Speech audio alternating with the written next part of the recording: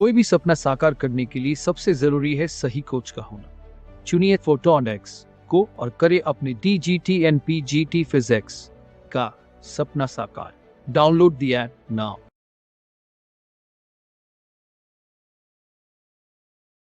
90 - 53, ये अगर 90 - 53 डिग्री है तो आप लोग ये पूरा देखें इसके अंदर में, तो ये 53 डिग्री हो गया, 90 - 53 डिग्री हो गया। यानी कि फाइनल आप कैलकुलेशन इसके अंदर में करेंगे तो ये जो एंगल आपको मिलने वाला है, पूरी की पूरी मैथमेटिक्स जब आप इसके अंदर में लगाएंगे तो ये एंगल आपको 53 डिग्री का इसके अंदर में आपको मिलने वाला है। ठीक है, आप जो कॉम्प्लीमेंट्री एंगल्स वाली, सॉरी, जो हमारे पास में 180 डिग्री वाला लीनियर एंगल की प्रॉपर्टी इसके अंदर में लगा के देखेंगे तो finally you will get this answer as 53 degree है।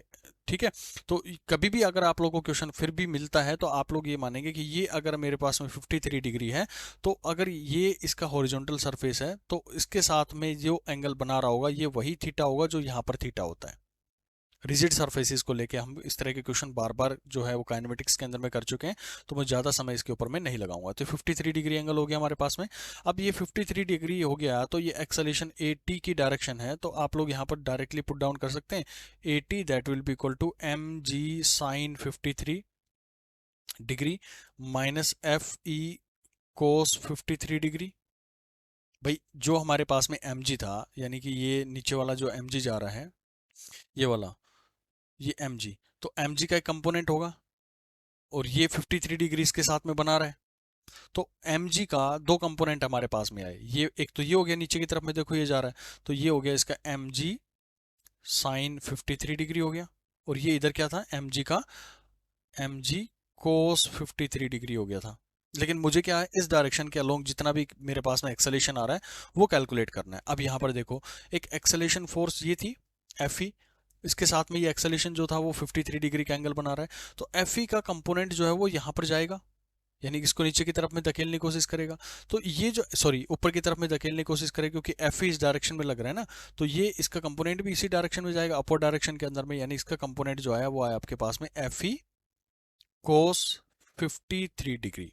भाई दोनों कंपोनेंट बिल्कुल क्लियर होने चाहिए आप लोगों के कि mg नीचे लग रहा था तो mg का एक कंपोनेंट यहां पर जाएगा, क्योंकि मैं एक्सेलेरेशन इस लाइन के अलोंग देखना चाहता हूं इनके कंपोनेंट्स की वैल्यू।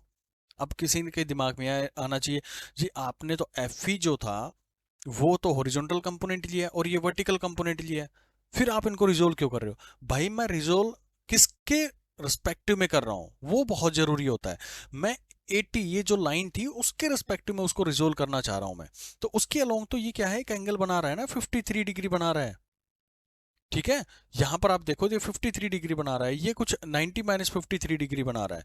तो मैं इस लाइन के अलोंग इनकी बात कर रहा हूं, तो यहां पर दो कंपोनेंट्स के अंदर मुझे इसको रिजोल्व करने की जरूरत पड़ेगी। तो मैं इस लाइन के अलोंग उसकी बात कर रहा हूं कि मेरा इसका कंपोनेंट, यानी इसकी, मैं सिंपल सी बात, अगर आपको समझ में नहीं आता ना तो आप ये करो कि अगर मैं यहाँ पर बैटरी लगाऊं तो क्या इसकी छाया इसके ऊपर में जाके पड़ेगी? कहीं पड़ेगी। यहाँ पर बैटरी लगाऊं तो कहीं इसकी छाया ऊपर जाके पड़ेगी? बिल्कुल पड़ेगी। यानी कि वहां पर आपको उसका रिजोल्यूशन करना जरूरी है। भाई ऐसे केसेस में क्यों नहीं होता फिर, अगर आपको दिमाग में ये आए, जी यहाँ पर मैं अगर टॉर्च लगाऊं तो इसका कहीं बनेगा मेरे पास में इसके ऊपर में जाके? नहीं पड़ेगा कोई भी वैल्यू। अगर मैं यहाँ पर टॉर्च लगाऊं तो क्या इसका शैडो जो है वो उसके ऊपर में पड़ेगा? नहीं पड़ेगा। लेकिन आप इसके ऊपर में लगाएंगे तो इसका शैडो जो है वो ऊपर वाले वैल्यू के ऊपर में जरूर पड़ेगा। ठीक है, आप सीधा ये भी कह सकते हैं कि यहाँ पर आपने टॉर्च लगाई तो यहाँ पर जो इसका शैडो पड़ा वो नीचे आके इसके कंपोनेंट को किया, इधर से आप लगाएंगे तो इसका शैडो जो है वो यहाँ पर पड़ा, यानी इतना कंपोनेंट जो है वो कवर कर रहा है। तो ये उसके बेसिकली रिजोल्यूशन होते हैं। तो मैंने mg को रिजोल्व किया है और यहाँ पर जो Fe था वो दोनों के दोनों है, तो दोनों फोर्स ही ना भाई, mg भी तो फोर्स ही है, एक वेट है, वेट इसकी भी तो यूनिट न्यूटन होती है और इसकी भी यूनिट न्यूटन होती है। तो वो दोनों फोर्सेस लगा रहे हैं, और एक्सेलेरेशन जो हमारे पास में फोर्स निकालने का फॉर्मूला होता है that is equal to m into में a होता है, और मुझे खाली एक्सेलेरेशन चाहिए तो मैं लिखूंगा F डिवाइड बाई m। तो F जो था टोटल कितना लग रहा है वो मैंने निकाल लिया कि भाई इतना फोर्स mg साइन थीटा नीचे लगा है, साइन 53 नीचे लग रहा है और कोस 53 ऊपर की तरफ में लग रहा है। तो दोनों की वैल्यूज को जो मैं कर दूंगा इसके अंदर में माइनस, क्योंकि बॉडी जो है नीचे की डायरेक्शन में जा रही है तो मैं mg साइन 53 डिग्री को ज़्यादा मानूंगा as compare to Fe cos 53, और नीचे बॉडी का मास आ जाएगा और बॉडी का मास है m। अब वैल्यूज को पुट डाउन करो और आपका आंसर जो है आपके सामने आ जाएगा। ठीक है, तो आप इसको वैल्यू को पुट डाउन करेंगे, mg की वैल्यू जो थी वो आप लोग क्या थी भाई, इन वैल्यूज़ को पुट डाउन करके देख लेना भाई, सारा का सारा मैं आपको आंसर बता देता हूँ इसका। इसका आंसर जो आपके पास में बनेगा that will be equal to 48 divide by 5 minus 25g divide by 32 into में 3/5, और टोटल जब आप इसको सोल्व करेंगे then it will be 128g minus में 70, सॉरी ये 4g है भाई, 4/5 जी, एम से एम कैंसिल हो ही गया सारा। तो साइन 53 डिग्री की वैल्यू क्या होती है, 4/5 होती है, 4/5 जी हमने रख दिया।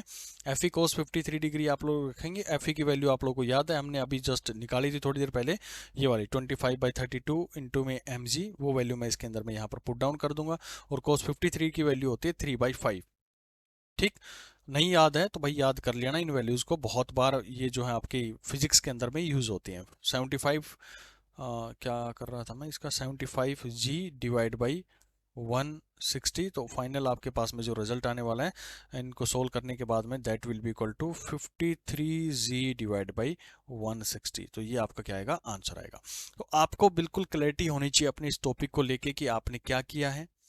आपने पहले इक्विलिब्रियम कंडीशन को यहाँ पर कंसिडर किया था, ये वाला जो इक्विलिब्रियम कंडीशन था, वहां से आपको एक रिलेशन सेटअप मिला, और ये रिलेशन मैंने आपको बताया कि हमेशा आप लोगों को याद होना चाहिए कि जो इक्विलिब्रियम कंडीशन होती है उसके अंदर में ये रिलेशन बनेगा। बार बार आपको ये T sine theta T cos theta लिखने की जरूरत नहीं पड़नी चाहिए आगे से। एफ की वैल्यू निकालेंगे, एम जी निकालेंगे, और डायरेक्टली उनके वैल्यूज को पुट डाउन कर लेंगे। हमारे पास में एंगल 45 डिग्री था, तो कोस टेन 45 डिग्री हमारे पास में 1 होता है, इसलिए हमने डायरेक्टली उसकी F equal to M G के बराबर में रख दिया है। तो मेरे पास जो रिलेशन था एफ की एक वैल्यू आ गई है, यानी कि एक रिलेशन सेटअप हो गया इस इन दोनों के बीच में। अच्छा, अब उसने क्या कहा कि अब बॉडी को क्या कर दिया उसने, 53 डिग्री पर ले जाकर उसने रिलीज कर दिया, और ये नहीं कहा कि भाई मैंने इक्विलिब्रियम पे अभी बॉडीज हैं, तो इक्विलिब्रियम पे नहीं है तो हमें कोई मतलब नहीं है, हमारे तो सिर्फ दो चीज़ें होनी चाहिए, इलेक्ट्रोस्टैटिक फोर्स क्या है और एक्सेलेरेशन की डायरेक्शन क्या है, तो हमने निकाला। तो ये मैं बार बार बता चुका हूँ, और अगर नहीं याद है तो आप लोग इसको ध्यान रख लेंगे कि हमेशा इस डायरेक्शन के अंदर में आपकी एक्सेलेरेशन की जो है वो डायरेक्शन आएगी। तो ये 45, ये 53 डिग्री बनेगा, ये भी 53 डिग्री इसके अंदर बनाएगा। आपको इनके वेक्टर्स को रिजोल्व कर लेना है। पहले एफ को आप कैलकुलेट करेंगे, तो एफ कैलकुलेट आपने किया तो देन यू विल फाइंड कि 25/32 इंटू में एम आपको मिला है। अब आपके मेन दिमाग के अंदर में तो एक्सेलेरेशन निकालना है, तो एक्सेलेरेशन निकालने के लिए हमारी डायरेक्शन थी, तो मैं डायरेक्टली देखूंगा ना भाई इस लाइन के अलोंग फोर्सेज कितनी लग रही है, क्योंकि जब आप फोर्स लगाएंगे तभी तो बॉडी के अंदर में एक्सेलेरेशन आएगा ना। उस डायरेक्शन में एक्सेलेरेशन कोई हवा में तो नहीं उड़ के आ गया हमारे पास में, उसको आने के लिए कुछ ना कुछ तो फोर्स लगनी चाहिए ना, तो फोर्स लगी, और वो फोर्स किस किस ने लगाई, एक तो उसके वेट ने लगाई जो उसको नीचे खींच रहा था, लेकिन एक इलेक्ट्रोस्टैटिक फोर्स थी जो उसको ऊपर की तरफ में धकेलने की कोशिश कर रही थी। तो मैंने दोनों के कंपोनेंट्स को उसके अंदर में रिजोल्व कर दिया, बस सिंपल इतना सा कहानी किया है कि एक लाइन के अलोंग जो फोर्सेज है मैंने उनको कैलकुलेट करने की कोशिश करी है, और दोनों को कैलकुलेट कर लिया, तो एम जी साइन 53, और ये आ गया हमारे पास में, क्योंकि हमारे पास बेसिक जो फॉर्मूला होता है कैलकुलेट करने का वो ये होता है फोर्स को, तो आपने ये पूरा का पूरा कैलकुलेशन कर ही रखा है। एम से एम कैंसिल आउट हो जाता है, साइन 53 की वैल्यू 4/5 होती है, कोस 53 की वैल्यू 3/5 होती है, तो आपने वैल्यूज को रखा है and you get the answer, and this is the very very important. अगर आपको ये समझ में आ गया है तो अब आगे हम जो पढ़ने वाले हैं वो पढ़ेंगे हम लेमीज थ्योरम, बहुत इंपॉर्टेंट है ये, वेरी वेरी इंपॉर्टेंट। तो इस थ्योरम को सुनो, अच्छे से सुनना, पेन ड्रॉप कर लेना भाई, सारा का सारा वीडियो मटेरियल आपके साथ ही रहेगा। लेकिन अगर ये थ्योरम छूट गई तो आपके बहुत सारे क्वेश्चन जो है वो पजल्ड होकर आप लोग छोड़ देंगे। ये आपके जो क्वेश्चंस होते हैं ना उनको बहुत सिंपल बनाती है ये क्या कहती है कि अगर किसी बॉडी पर 3 फोर्स लगे और सिस्टम हमारा इक्विलिब्रियम पे रहे, तो हम उसको एक छोटी सी रिलेशन के थ्रू कैलकुलेट कर सकते हैं। और वो रिलेशन क्या देता है, उन्होंने कहा कि अगर आपके पास में एक कोई पॉइंट है और उस पर्टिकुलर पॉइंट पर 3 फोर्सेस लग रही है, पहली चीज तो क्या इसके अंदर में हमें स्पेसिफाई करनी चाहिए कि 3 फोर्स लगनी चाहिए, तो एक फोर्स मैंने यहां लगा दिया, दूसरा फोर्स यहां लगा दिया, और तीसरा फोर्स लेट अस सपोज यहां पर हमने इसके अंदर में लगा दिया। This is F1, this is F2 and this is F3, 3 forces आपने इसके ऊपर जो है वो इंसर्ट कर दिए। ओके, ये एंगल ध्यान से सुनना, F1 और F2 के बीच में जो एंगल है वो अल्फा है, F1 और F2 के बीच में अल्फा है। F1, सॉरी यहां पर मैं इसको फिर से रिमूव कर देता हूं, F1 के सामने वाला जो एंगल है वो आपके पास में अल्फा है, F2 के सामने वाला जो एंगल है वो आपके सामने बीटा है, दिस वन इज बीटा, और F3 के सामने वाला जो एंगल है दैट इज गामा। तीन एंगल्स इसके अंदर में आपको समझ में आते हैं, तीन फोर्सेस हैं, किसी एक पर्टिकुलर पॉइंट पर लग रही हैं और सिस्टम हमारा इक्विलिब्रियम के अंदर में है। मोस्ट इंपॉर्टेंट थिंग कि सिस्टम इक्विलिब्रियम के अंदर में होना चाहिए। हमारे बहुत बड़े क्वेश्चंस को जो है वो छोटा करके शॉर्ट के थ्रू जो है वो आंसर प्रोवाइड करता है। तो ये कहता है कि भाई अगर मैं बात करूं F1 की, तो F1 डिवाइड बाई उसके रिस्पेक्टिवली जो एंगल है, उसके अपोजिट जो एंगल है, यानी कि उसका साइन, साइन अल्फा। F2 की बात करूं तो F2 के लिए आप देखो, F2 का अपोजिट कौन सा है? F2 का अपोजिट है साइन बीटा। ठीक उसी तरह से जो F3 है उसका अपोजिट एंगल कौन सा है? F3 that will be equal to sine gamma. तो ये जो वैल्यूज हैं ये अपने आप में क्या रहती है? कांस्टेंट रहती है। यानी इस तरह के क्वेश्चन से आप कभी फोर्स कैलकुलेट करने के लिए बोल देगा, एंगल आपको प्रोवाइड करेगा, फोर्स कैलकुलेट करने के लिए बोल देगा, ठीक है, कभी आपको फोर्सेस गिवन होंगी, कोई एंगल पर्टिकुलर फाइंड आउट करने के लिए बोल देगा। तो आपको ध्यान रखना है सिर्फ ये चीज, आपका पहला मोटिव ये होना चाहिए कि भाई मेरे पास में कितने नंबर ऑफ फोर्स है और सिस्टम मेरा किस पोजिशन पर है, इक्विलिब्रियम पर है या नहीं है। तो अगर इक्विलिब्रियम पर है तो आप लोगों को डायरेक्टली ये रिलेशन जो है वो सेट कर देना है, यानी कि इनकी वैल्यू जो है वो क्या रहेगी? कांस्टेंट रहेगी। अब आपने ये इंस्ट्रक्शन मतलब जो है वो पढ़ रखी है, लेकिन कैसे हम उनको क्वेश्चंस के अंदर में यूज करेंगे, चलो एक क्वेश्चन के थ्रू मैं आप लोगों को समझाने की कोशिश करता हूँ। तो क्वेश्चन नोट करेंगे आप। क्वेश्चन में कुछ इस तरह से बोला गया है कि हमारे पास में एक हिंज है, लेट अस सपोज कि क्वेश्चन है यहाँ पर, इसके अंदर में एक हिंज दिया गया है, मतलब एक स्टिंग है, यहां से उसको कनेक्ट किया गया है विद लेंथ L, उसकी लेंथ है L हमारे पास में, ठीक, ये L है, और इसके ऊपर में चार्ज है Q और इस बॉडी का मास है M। ओके, और ये जो बॉडी थी दूसरी, इसका भी चार्ज है Q, जिसके ऊपर में इसको हिंज किया गया है, मतलब जिसके ऊपर में इसको लटकाया गया है, ठीक। और यहां से यहां तक की लेंथ जो आपको गिवन है, दिस वन, ये वाली लेंथ यहां से यहां तक की, this one is L length आपको दिया गया है, और ये भी लेंथ जो है वो आपको L दी गई है। तो ये और ये एंगल जो है वो आपको दिया गया है थीटा। यानी आप क्वेश्चन लिखेंगे string having charge, string having charge Q, charge उसके पास में Q है, connected to a hinge and a charge Q is fixed at length L। यानी एक चार्ज है Q, उसको यहां पर फिक्स कर दिया गया है L लेंथ के ऊपर में। The string with the charge will be at equilibrium. अब ये जो स्ट्रिंग है यहाँ पर इक्विलिब्रियम पे, यानी कि एक इलेक्ट्रोस्टैटिक फोर्स उसके ऊपर में लगा रही है, वो ये चार्ज जो है उसके ऊपर में एक इलेक्ट्रोस्टैटिक फोर्स जो है वो कंटिन्यूअसली लगा रहा है। तो ये यहाँ पर जाकर इक्विलिब्रियम में पहुंच गई है। Find tension in the string, इस स्ट्रिंग के अंदर में जो यहाँ से L लेंथ की स्ट्रिंग ली गई है, दिस वन, इसके अंदर में आपको जो है वो टेंशन फाइंड करना है। Find tension in string. चलो सोल्व करो इसको, बहुत ही सिंपल क्वेश्चन है ये, in terms of string, in terms of M and G, M और G की फॉर्म के अंदर में जो है वो आपको टेंशन कैलकुलेट करनी है। तो बहुत सारे तरीके हैं इसको सोल्व करने के, मैं आपको एक सिंपल सा तरीका बताऊंगा।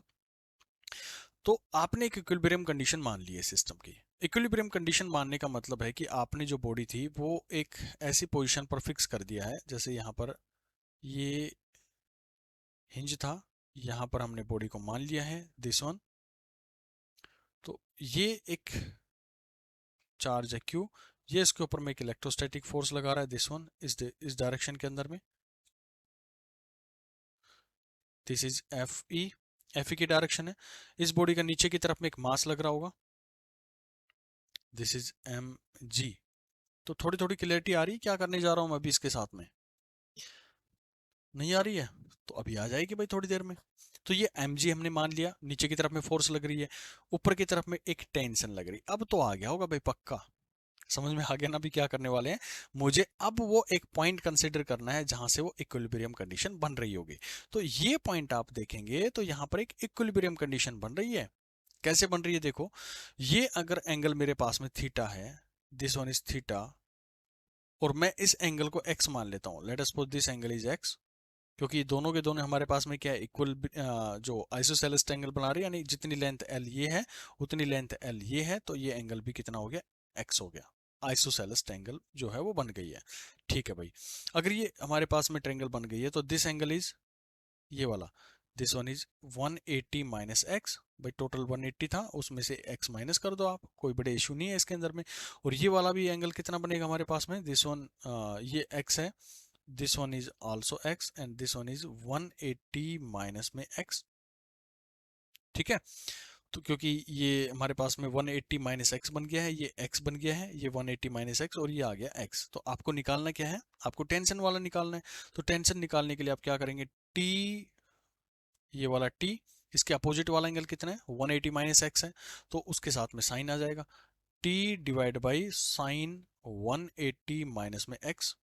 ठीक, दूसरी mg की फॉर्मेशन के अंदर में, तो mg ये आ गया, और mg के अपोजिट वाला कितना है, वो भी हमारे पास में 180 माइनस एक्स है, तो mg divide by sine 180 minus में x, यानी दोनों को दोनों आप लोग यहाँ पर देख पा रहे हैं कि 180 माइनस एक्स से 180 माइनस एक्स जो है वो कैंसिल आउट हो गया, तो आपके पास जो आंसर बचा that will be equal to t is equal to mg, क्योंकि हमसे क्वेश्चन के अंदर में t और m और g की फॉर्म के अंदर में ही पूछा गया था, तो हमने उसको इस तरीके से कैलकुलेट कर लिया। अगर चार्ज के फॉर्मेशन के अंदर में करता तो हम Fe वाला कोई ना कोई इसके अंदर में यूटिलाइजेशन कर लेते, तो Fe का अपोजिट कौन सा होता हमारे पास में, ये एंगल होता, that will be equal to 2x यहाँ पर आ जाता, ठीक है ना, क्योंकि ये इक्विलिब्रियम ये है कंडीशन में, तो x प्लस में x, दो एंगल यहाँ पर बन रहे थे, या बीच वाली जो है उसको हम रिमूव कर देते। हमारा तो मेन ये हो गया ना कि जो सिचुएशन थी उस पर 3 फोर्स लगने चाहिए, तो 3 फोर्स कौन कौन से लगे, mg हो गया, t हो गया और Fe हो गया, तो यहां से हम उसको कैलकुलेट इजीली कर पाते। तो जैसा आपको रिक्वायरमेंट हो वैसा आप सोल्व कर लो। अब ये जो लेमिज थ्योरम अगर हमें नहीं पता होता तो हम बहुत सारी कैलकुलेशन इसके अंदर में करते हैं। तो लेमिज थ्योरम की बेसिक डिमांड यही है कि सिस्टम हमारा इक्विलिब्रियम में होना चाहिए, और इक्विलिब्रियम में होने के बाद में हमें उसका जो है फोर्सेस किस फॉर्मेशन के अंदर में कैलकुलेट करनी है वो सारी चीज़ें आनी चाहिए, और उनके एंगल्स को डिसाइड करना हमें जरूर आना चाहिए। अगर आप लोग इस तरह से कर पाते हैं तो डेफिनेटली आप लोग के क्वेश्चन जो है बहुत ईजी हो जाएंगे। सो लेमिज थ्योरम हमारी जो है वो यहाँ पर जो है वो ख़त्म होती है, और आगे हम इक्विलिब्रियम बेस्ड और भी क्वेश्चन जो है वो देखने वाले हैं, जो कि कुलम्स लॉ को देखते हुए हमने डिज़ाइन कर रखे हैं। तो बहुत इंपॉर्टेंट क्लासेस हैं ये, इनको आप बिल्कुल भी स्किप मत किया कीजिएगा, और बाकी कोई भी साथी आपका जुड़ना चाहता है तो मोस्ट वेलकम है। कोई भी सपना साकार करने के लिए सबसे जरूरी है सही कोच का होना। चुनिए फोटोनिक्स को और करे अपने DGT NPGT फिजिक्स का सपना साकार। Download the app now.